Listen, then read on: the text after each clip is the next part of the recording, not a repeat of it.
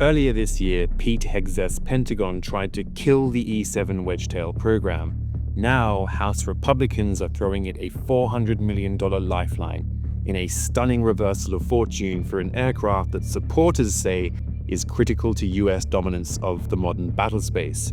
It's a funding decision that could reshape how the US projects power in an era of rising threats and growing efforts by rivals to unravel the American-led world order. In late September, House Republicans passed a 7-week stopgap bill to avoid a government shutdown. But buried inside that document is a major policy change, a rescue mission for one of the Air Force's most contested and most vital programs, the E-7 Wedgetail. While cost overruns and doubts over its survivability contributed to efforts to end the program, this bill would hand the E-7 a new lease on life, in the form of nearly $400 million to keep it on track for the US Air Force, if enacted amid ongoing negotiations. That includes $200 million in fresh funding, plus $200 million repurposed from unused procurement accounts. So what's going on here? The current E-3 AWACS fleet, the airborne radar and command planes the US has relied on since the Cold War, is crumbling. They're expensive, outdated, and increasingly unreliable. Maintenance costs alone are projected to hit $10 billion by the mid-2030s. The Air Force originally planned to buy 26 E-7s over the next decade to replace these aging E-3s, with the first 2 already under contract and set to be modified in the UK. But that production timeline, already tight, has no margin for delay.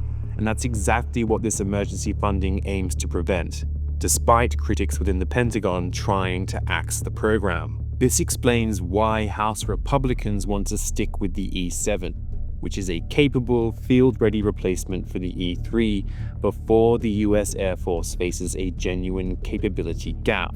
Built on a modern Boeing 737 airframe, the Wedgetail uses an electronically scanned array radar that can track hundreds of targets simultaneously across massive distances. It's faster, more reliable, and dramatically cheaper to maintain than the E-3.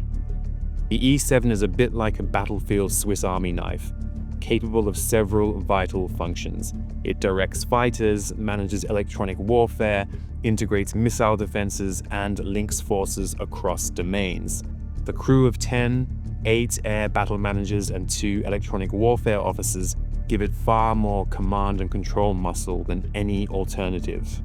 And it's not just the US betting on the Wedgetail. The aircraft is fast becoming the free world's standard. Australia flies it, the UK is building it, South Korea and Turkey are on board too. That means interoperability across NATO and Indo-Pacific coalitions, something a unique US-only solution could never achieve. It also spreads development costs, speeds up upgrades, and helps lock China and Russia out of next-generation battle management networks.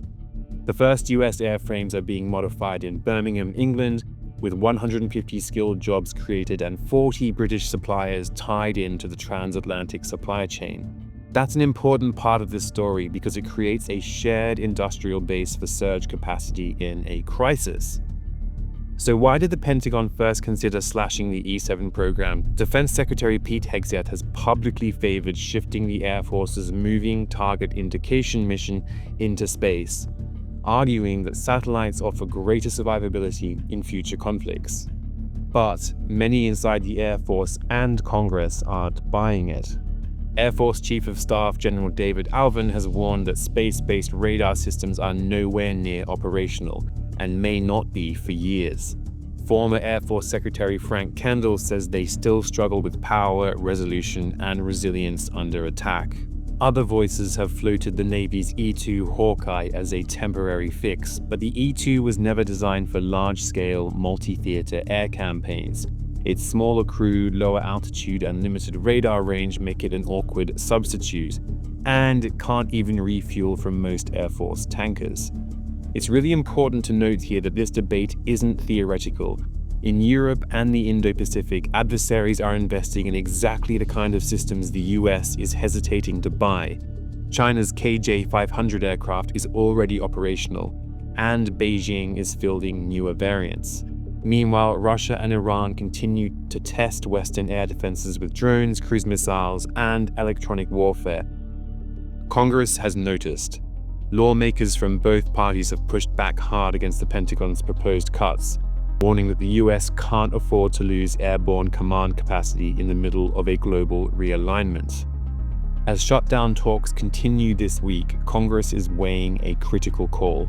In my view, the E-7 is the backbone of modern air warfare and the bridge between today's threats and tomorrow's technology.